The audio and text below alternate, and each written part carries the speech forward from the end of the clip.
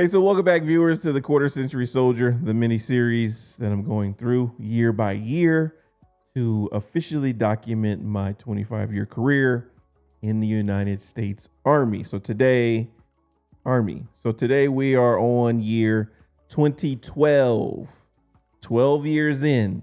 That means we got 13 episodes left, right? So 12 years in, and now I am in Bethesda, Maryland.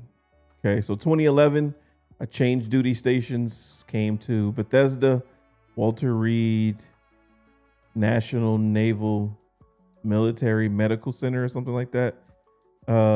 We just call it Bethesda. This is where the Army, the Navy merged to make one big, huge medical center, medical campus. The president gets seen there. A lot of government officials get seen there, and all service members in the area. There's a lot of little small clinics in the DMV area, but this is like, the main campus. I'm working at a research institute that's on the campus, so I don't work at the actual hospital. It's the Armed Forces Radiobiology Research Institute, or AFRI for short. AFRI. And basically we're doing radiation research to see some of the effects, which is, people wonder, like, you're doing radiation research. What is that? It was actually helpful because, like I said in the last video, and if you haven't seen last video, please check that out.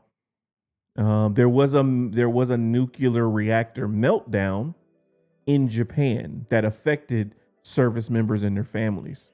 So we were doing dosimetry readings. Those are those little meters that you get sometimes. Well, I don't know if you get them now. When you used to get them, when you went to get x-rays, and it keeps account of how much radiation you've been exposed to. I know x-ray techs wear them just because they do x-rays all the time. So it was actually helpful because, they did have that unfortunate accident that we helped out with. So 2012, I'm working in the lab, running the specimens for all of our different protocols. Whether it's, I don't know the protocols, right? I know the doctors and the technicians that come in to bring blood samples to me, but I don't know if they're researching a drug for diabetes, one for cancer, one for dementia. I don't know, right? At this point, I'm still new and I'm still adjusting to the process. So I'm just not asking those questions like, hey, what are you guys researching? It has to do something with radiation exposure, of course. So that's what I figured all of them were doing. But what I didn't know is like radiation exposure in accordance with what? Right. So I'm running these samples, and I am not a veterinary technician, though I'm working in the veterinary sciences department where all the animals are housed. The person that was in charge of the section, he gets in trouble. He goes to jail. Right. I can still see his face to this day. He gets in trouble. He goes to jail. I don't know. I think he was under investigation when I got there. I didn't know that. Once it got closer to him getting like charged and having to leave, I obviously found it out because I had to take over his spot of being in charge of the veterinary sciences department. So that was a really hectic time. The person in charge at that time, she, again, I have this problem with following, good workers. So she really liked him. The director of the department, she really liked him. And she was, I can't say she was against him going, going to jail because she had nothing to do with it, but she did try to vouch for the guy. I remember them saying that, right? We weren't friendly. We were more just cordial because it was work. You know, she's the director. So if anything needs to be done, of course, she directs us what we need to do, what we should be doing. But it was almost like I don't want to say she was mad with me, because she wasn't. But it's one of those things where if you like a person, like let's say your best friend works in a position and your best friend, gets fired, or your best friend has to leave for whatever reason. The person that comes in behind them, you're almost like, like my best friend did what you were doing and now it's you. So you automatically get that I don't fuck with you vibe, or you're not the person that I came in with or I grew up with vibe. And that's what she always gave me. Luckily, she wasn't there very long. She was on her way out the door. I don't know whether they had something like going on or whatever, but yeah, like she went to his trial and everything to kind of vouch for him and to speak up for him. They said she was like crying at the trial and all that type of stuff. I was like, but y'all co-workers? That sound like a little bit more than co-workers. You doing all that? Like you crying at his trial and stuff like that? Yeah, he had a porn addiction, so we'll just leave it at that. So because we had to go in the military, once they court-martial you, sentence you to Leavenworth, you have to get escorted. So we had to go and guard him, keep watch on him. So he did suicide watch, right? So he didn't do anything to hurt himself. And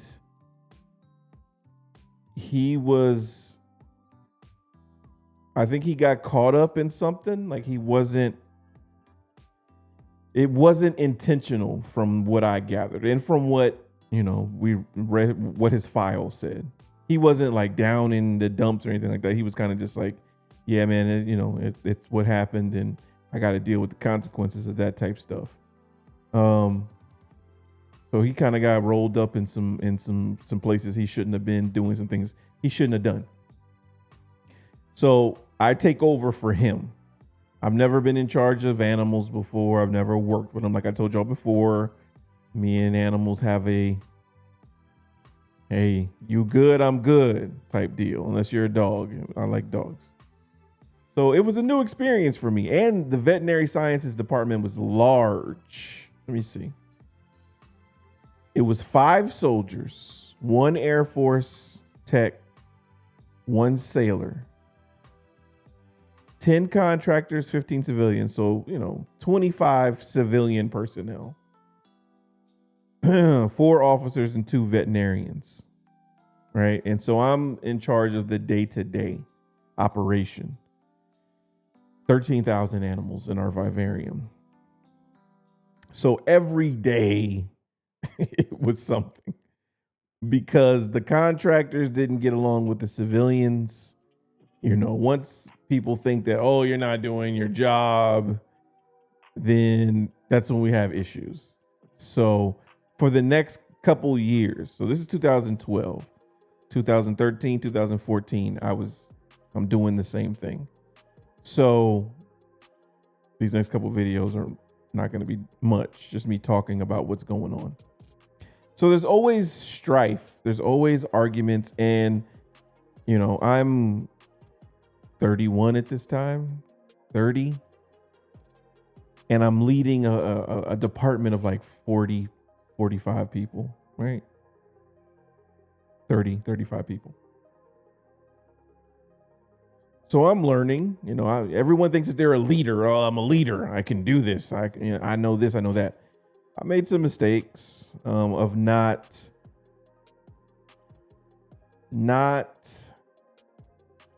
what's the word I want to use? Not using proper conflict management, right? I'm a person that if I have a conflict with you, no one's coming to blows, right? We're not gonna fight, but I want to talk it out. I want to see what's up. Just talk to me. What we doing? Ain't gonna be a whole lot of like MFers and stuff like that, but we're talking in a professional setting.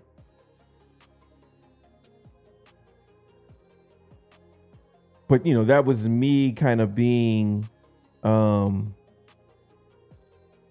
middle management, because I answer to the director, but I still direct the worker bees. And the conflict management, I wasn't good at it at that point, because I let two people that had a disagreement hash it out. I'm the mediator, and like instantly they go to like screaming and shouting and stuff like that. And it's like, bro, this is not what I brought y'all in here to do. It's not to call names, right? But if you say, hey, Felix, you're not doing your job. You're not doing your job as a vet tech. Hey, Black, you're not doing your job as a caregiver to the animals. That should be a conversation that we have as to why you feel that way. What's going on? But it was just like, you're not doing your damn job. You're a piece of shit. And it was like, whoa, calm down, right? Because this was a a man and a woman talking, and they just didn't like each other, and so that didn't go well. And it was just always strife between the 10 contractors and the 15 civilians. It was just strife that wears on you as a leader, because you're just like, damn, why can't y'all just get along? We're all here to take care of animals. We're all here to make sure that none of these animals are being mistreated, that they are being, kept busy and keeping their minds going and stuff like that, being fed. Like, why is this such a struggle for y'all to get along with each other? And that's what I dealt with for like two more years of just internal struggle. Now, I learned a lot as a leader because, conflict management, promotion of others, enjoying the success of others. It's all a learning process. So this was me in 2012. So I wasn't completely bald yet, but I'm getting there, right? I started to probably shave my head around this time. Yeah, that's me right there. 2012 to 2000 Veterinary Sciences Department.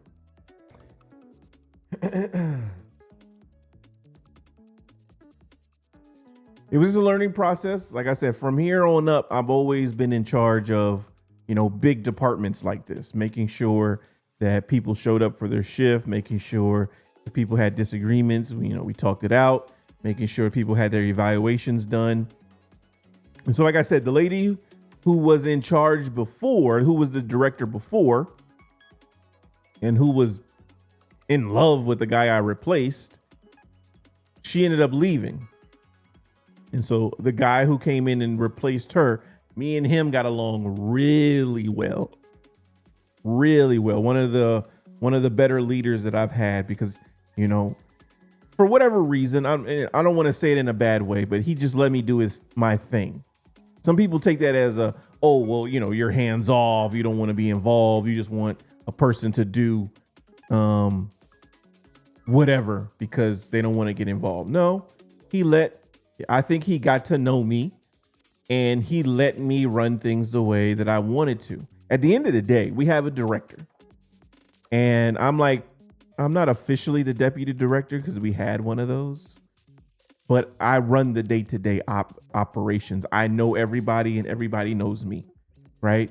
They have to come see me in order to get to him. And if something's fucked up, right, he's going to find out about it, and then he's going to ask me about it.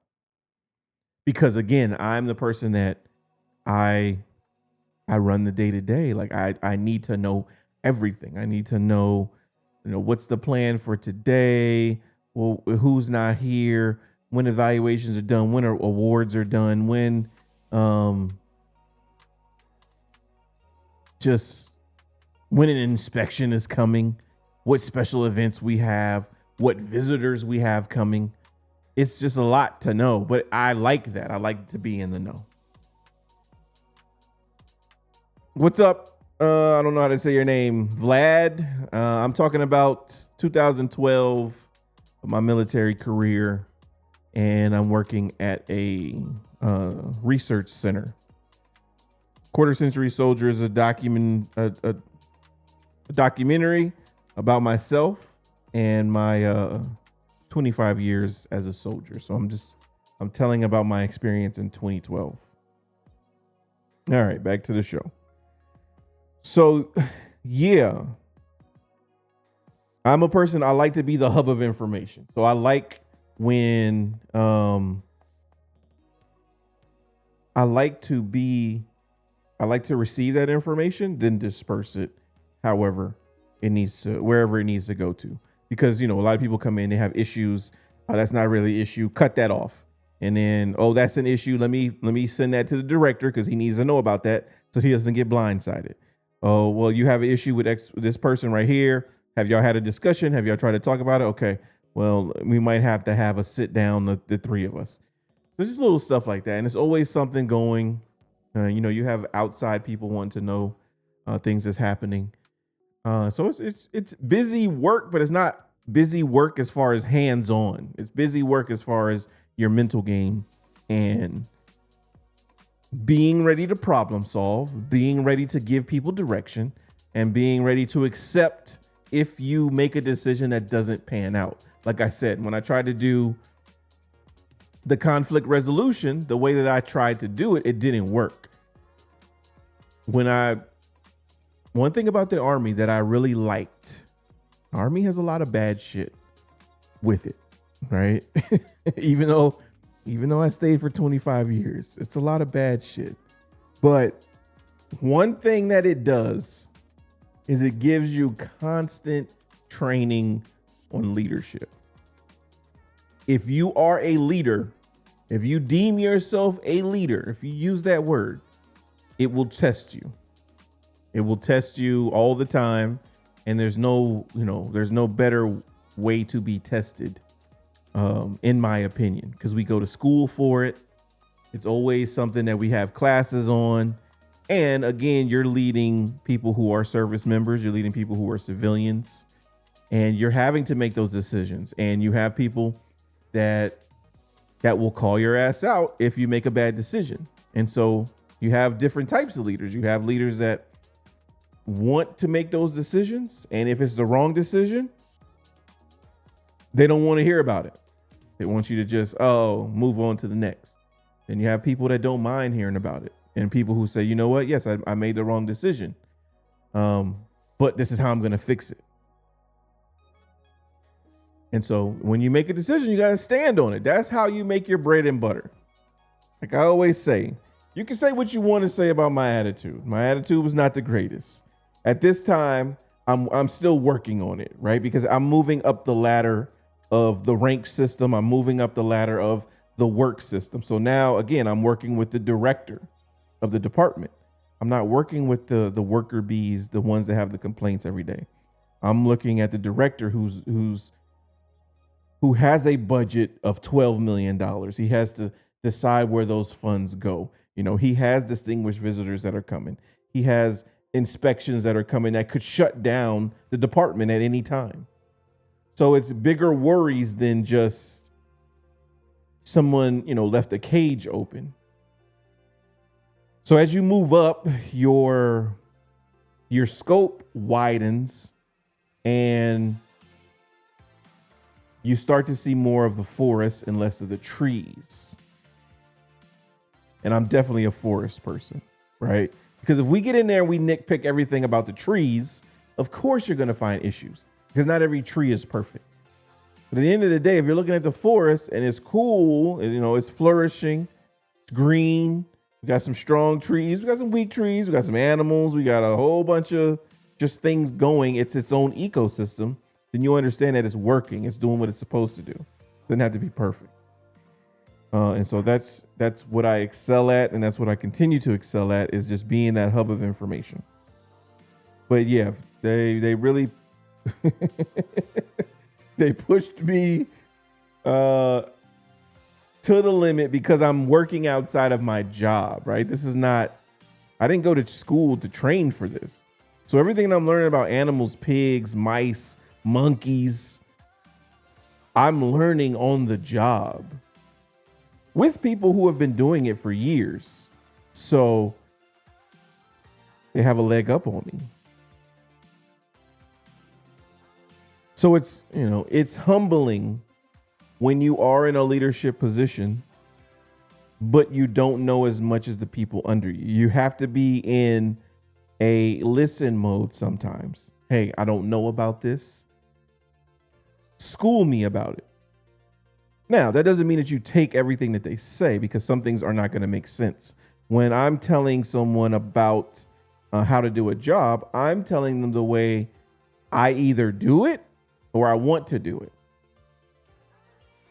So you have to be able to extract from that the non-biasness of it. You have to be able to extract what the job is. What is the job? Remove your personal bias. Remove this person's personal bias. And what is the base job? And you just, you have to stick to that. So it's very humbling because I didn't know what I was doing, but I'm in charge of evaluating you as a person. Are you doing your damn job? But I don't know your job. But you have to explain your job to me. But you have to be careful with that too, because if you explain your job to me, what you're supposed to be doing, people are going to make it seem like they are the most important person on this earth. Okay, cool. You come in at 4 o'clock in the morning and you got to do X, Y, Z. You got to open the cages. You got to feed. You got to wash. You know what I mean? You don't get a lunch until 1 in the afternoon. And then you're leaving at 4 because you have so much to do. Got it. I hear you. So now you have to show me that. It's one thing to say it, but you have to show me that. So if I come in at 7 and you're not even here yet, I thought you said you got in at 4. What happened? Oh yeah, I was what had happened was, okay, all right, okay. But I see you in the break room at 11. Like you said, you didn't go till 1 because you had all this stuff to do. Oh, what had happened was I see you getting in your car at 2 o'clock. I thought you stayed till 4 because you had so much to do. Oh, what had happened was okay. Now, is every day the same? No. But the same way you can tell me an extreme day, tell me a light day. Tell me a regular day. Don't try to make it seem like every single day you're putting in 25 hours of work. Okay? Because I'm going to call you on that. And then when I start seeing, okay, I'm here at 7 every day this week, and you're not here when I get here 0 days this week. There's always an excuse. That's when your credibility gets shot. That's when your credibility gets called into question, because now your check resume isn't vibing the way that you said it was. And so that's one thing that I'm going to do. I'm going to hold people accountable, and I'm not holding you accountable for anything that I said or I did. When I ask you what you do, what's your job, that is your opportunity to be either Jesus Christ superstar or to be the laziest worker on the planet. But we all know once someone's asked that question, they're the most important person in the building. They do so much, and it's not them, it's everyone around them. Okay. All right. I'm not saying that you're lying. But if that's not true, it's going to show. It's going to come out, right? You're going to see who's doing what, and leadership sees who does what.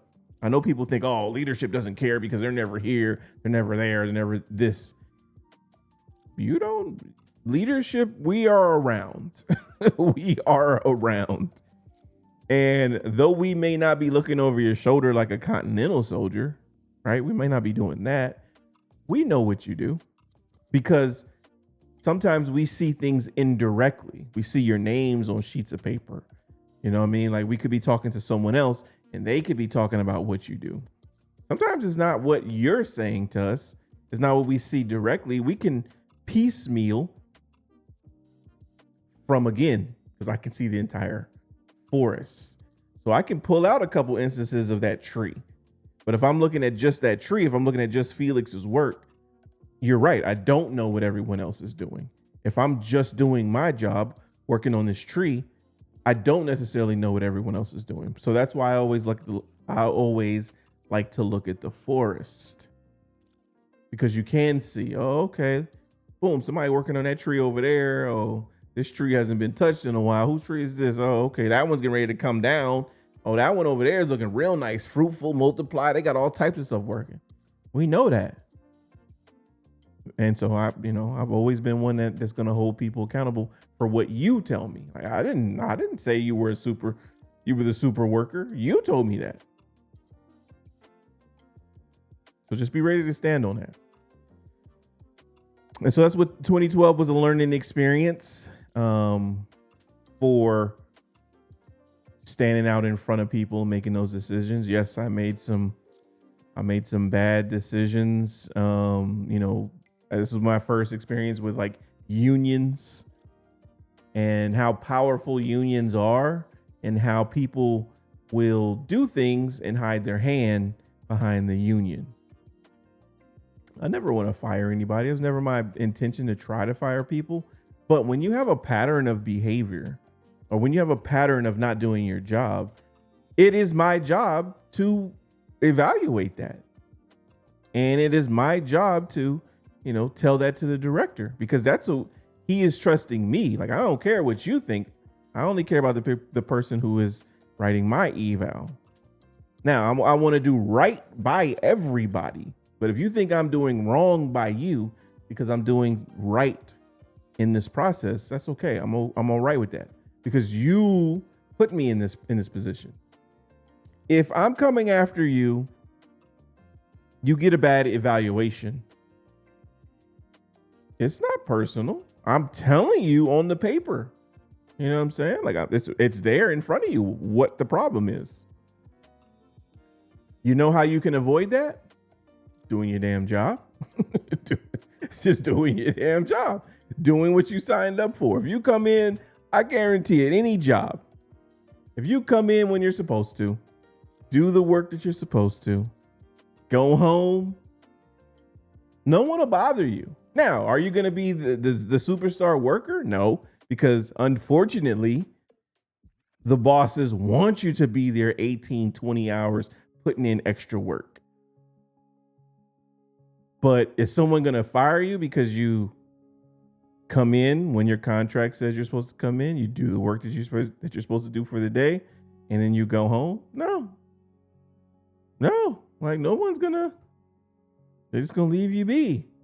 And you'll get good ratings when it comes time to get your evaluation. Now, someone else is going to get great ratings. You're always going to have someone who's going to get bad ratings. But I've never had anyone who just came in, did their job, and went home, and I was just like, they're a bad worker. No, it just has never happened like that. So I don't foresee it ever being like that. So that was it for 2012. Taking over the department for someone who got in trouble and, got sent to jail. And so now I'm the man in charge. At this time, this is my, I don't know if clinical trials was larger. I think when you include like the animals and stuff like that, this might have been larger. And I was on good terms with the director. That was most important to me, because when you have a good working relationship with your leader, things just flow. Like, he just put a battery in my back and I was just able to do whatever. And though I'm able to do whatever, I'm not going to, so I'm not going to take advantage of that. I've never been a person. I love power. I do. I get high off of that. I am one of those people. But I also don't abuse it. I don't abuse it because I know there's a lot of responsibility that comes with, getting power and receiving that. But this is one of the I know I like to always highlight like the bad, like my attitude was bad, my leadership was bad. But nah, like this dude was legit. He fucked with me. Like he fucked with me hardcore, and he let me do what I needed to do, and he trusted that. You know what I'm saying? So then I'm a person, loyalty is really big to me. So once a person trusts me to be like, okay, if you fuck me, we're done. You know what I'm saying? Like I am trusting you with this, and I'm not necessarily gonna like turn a blind eye, but I'm not gonna worry about it. Yeah, well, I ask for spot checks here and there. Yeah, because you're human, I'm human, right? And did I make mistakes? Yeah. But he never crucified me for those mistakes because he understood and we had conversation. But, like when your boss calls you in and he's, y'all have closed door sessions because he trusts you, he believes in you. So he tells you shit that he doesn't tell anyone else, or he's just like, hey, close the door. I got to talk to you about something. Like, this stays between us. Like, you have a good relationship when that happens. So had a really good relationship, man. And yeah, he was really good. So 2012, again, it wasn't a lot of movement as far as physical, but like mental movement, definitely. I'm starting to mature, but I'm definitely starting to be in those leadership roles and mature as a leader. And that's one thing I've always loved about being military, is that if you are a leader and you're not afraid to step out in front of people, it really it's easy for you. That's the problem. If you are afraid to step in front of people, make a decision, and and just know you have 32 people evaluating you. Play hating from the sideline. So you get a lot of that. So if you're okay with making a decision, and just know that if it goes wrong, you got like 30 people, told you, you made the wrong decision. And if you can take that, if you can accept that criticism, you'll be fine, because that's what it is. Those same people who hate when you make the wrong decision, when you make a good decision, they don't say nothing. Crickets. But not everybody can take that criticism. And so you really see it. People fold under the pressure. People just, shy away from stepping out in front. And that's unfortunate, because that's one of the reasons why I stayed, because one of the best pieces of advice I've ever gotten was, if you were unhappy with the decisions being made by the people appointed over you, become those people and make those decisions. Right? And so, yeah, I don't rock with you as one of my leaders. So you know what? I'm just gonna do what I have to do to move up into a higher position. That way I don't have to deal with you, and I'll deal with someone else. Right. And so that's why it was easy for me to stay so long, is because I stand on my decisions. And like, we've been going through this whole process. Like, I literally made the decision to join the military on my own. And up until this point, not up until this point, but still to this point, I am making all of these decisions by myself. Like, I don't have any counsel. I don't. The most I had was in the desert when I was deployed. My best friend, that's where I met him. But once I came back from deployment, we lost touch until like 2014. So again, like going to deploy, joining where I'm at now, these new jobs, right? At this point, I've already purchased a home. I purchased a home in 2009 when my car got broken into. I did all of that solo dolo. So you think I can't make a decision about a shipment of pens and papers coming into this department? Like, what's supposed to happen with that? What's the plan for, our realignment, our plan for, hey, we got a distinguished visitor coming in. What's going to be the order of events for that? That shit's light work. It was not even an issue. So that's how I ended up at 25. Because, nobody else wants to step up. All right, cool, let's do it. And they're just like, oh, that's cool. Like, you're great. Yeah, I'm great as long as I'm doing what you want me to do. But the minute I'm just like, wait, I'm not with that. I'm not with that. If you want me to lead, I'm going to lead. But what you're not going to do is you're not going to puppet me. You're not going to make me the Manchurian candidate. I'm not going to be doing what you want me to do as a leader. I'm going to do what I want to do. Now, you have a policy as the director. And so I enforce that. Like, that's all we are as law enforcement. We enforce the policies and procedures. But if you're thinking you're going to give me the cat, then tell me how to skin the cat, how to cook the cat, and then what to do with it, that's where we run into issues. So it was never, even though, he was my boss, he was my senior. He wasn't trying to jockey for that alpha position, because that has nothing to do with your job. Once people start to jockey for the alpha position, to me, that's a personal thing. That's a man to man, a woman to woman thing. We're jockeying for the alpha thing. And so when that happens, it's just like, nah, you're not going to do that. You're going to know that, hey, you may get the best of me rank wise because the job is the job. But even that has its limits. You still going to know I'm here. Like, I'm him. I might have a ceiling, and the ceiling isn't because of who I am. It's because of what I am. And, that's because I was active duty, I'm saying, the rank I hold. But I wasn't who I was. Yeah. Reinforce that, because that's a real thing. And you can, you can feel when someone is just vibing with you, like on some, okay, cool. Like, I rock with that person. And then when someone is trying to like really size you up on some, nah, I'm gonna show you who's boss type deal. And it's like, no, you're really not, because it's not gonna go the way that you think it's gonna go. So that's 2012, man. Thank y'all for listening today's episode. Nice short one for everyone. So I will see you all in the next one, and thank you for watching.